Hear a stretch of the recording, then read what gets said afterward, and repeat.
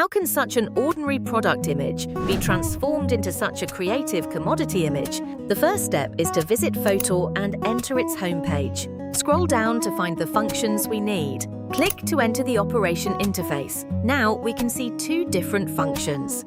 Let's choose the first one first. You can see that there are many templates here. Choose the one you like. Pick it. Replace the pictures provided by the system with your product pictures.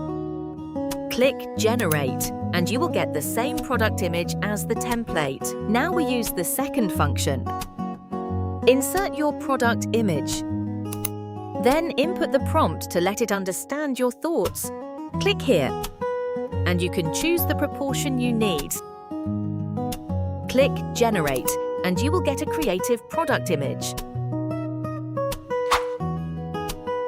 If you also want to get the same item, please subscribe to Fotor.